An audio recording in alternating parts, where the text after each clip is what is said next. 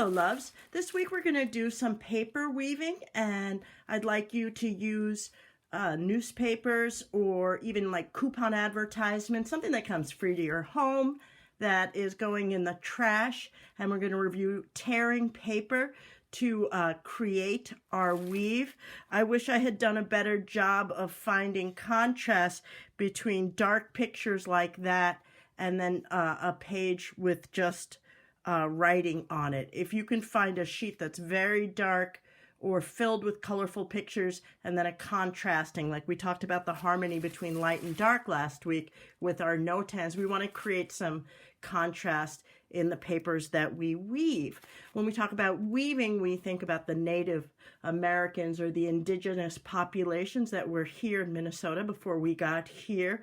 And I think about the Dakota and the Sioux and the Chippewa and the Ojibwe, to mention a few. I think there's 11 tribes in Minnesota, I'm not sure, so don't quote me on that. They did a lot of textile art. They tended to move around a little bit more because of the coldness of the environment, so they weren't building structures, and a lot of their arts were worn and carried. They did a lot of weaving. So once you learn how to weave, if you want to do the accelerated activity, the extra activity, that's the real fun stuff. If you see here, I'm showing you a branch, 2 branches, and what I did was I did weaving. Oop, you heard that little break. Yes, this one's broken, and I had a little bit of an art emergency, and I had to fix it with a splint. So if you look at that a little bit, you'll see that that's the stick. To me, it almost looks like a lacrosse stick. Really, really cool. And I'll teach you how to do that in a separate video. I also did this one, which I find really super fun. And it's just using bags from the supermarket, again, contrasting colors, and one stick that actually splits and has a fork in it. And this is where the fork is, and it separates again. So pretty cool stuff. So first I'll show you how to do this. So I just did it on an old piece of cardboard because I had it. I'm going to move this out of the way and get as far away as possible from my black paper. I have some old newspapers here, and sometimes they'll be stapled. If they're stapled, maybe you need to get some help getting the staples out. If you don't have a staple remover, I don't want you to get poked, okay? Down the middle, you'll find staples. This one I opened up, and I like these two because there's nice contrasting, nice strong colors. I like this red, so I'm gonna get this red one off. Oh, no, this isn't the one that I took apart. So see what happened? Because I rushed it and I took it off before I got the staple. I'm not happy with that. But what I can do is have a beautiful whoops and use this torn piece to do some of my shredding. So you know me, I'm not going to chuck this beautiful red sheet, right? I'm going to use it. To rip paper, it's true that paper ripped in one direction is not the same as paper ripped in another direction. It's like a wood grain. When you look at wood, you see a wood grain, and you can clearly see the wood grain. It's running in this direction. So when you sand with the grain.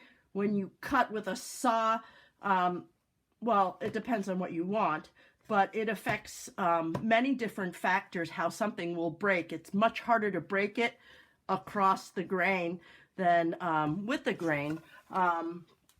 So with paper, it'll rip a lot better in one direction than the other. So I'm going to try and see what happens. And maybe I'll try on a piece of paper that I don't really care about so much, so I'm not wasting the beautiful red paper.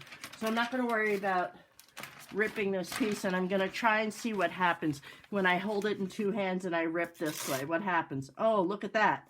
See, it didn't want to go straight. It wants to go off to the side. What that tells me is I need to rip my paper. Oh, look at that beautiful strip. So I need to rip my paper like this. So now, when I rip my beautiful red woman, I'm going to do little strips that are about the size of an inch. For me, an inch is from the tip of my finger to my knuckle, and I am going to rip about an inch, about an inch. And remember, if we're using stuff that we're not using up materials that we're purchasing, it's on the 22nd, we had Earth Day, and this whole month we've been honoring the earth and our environment. So this one, I took the staples out already. I thought I did.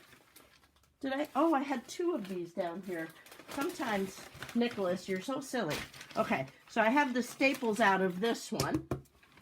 And I'm going to get a sheet.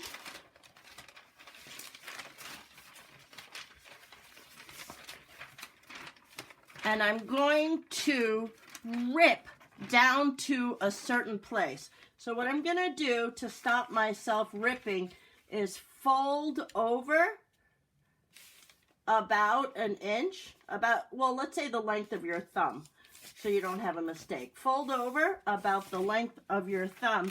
That way your ripping stops at that fold, and it'll stop at like the same place the whole way. And then I'm going to do just like what I did with the other thing.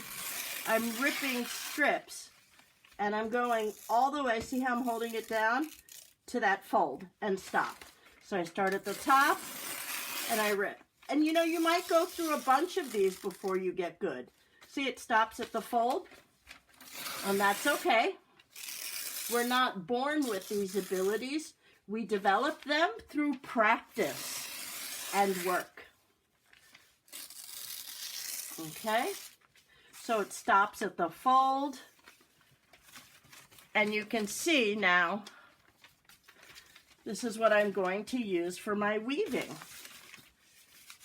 Now, weaving is about going up, down, up, down, up, down. So, like I said, I was going to try and look for some contrast. So here I have a lot of pictures. So maybe here I want to try and find something that has some more words. This magazine, this newspaper has a lot of pictures.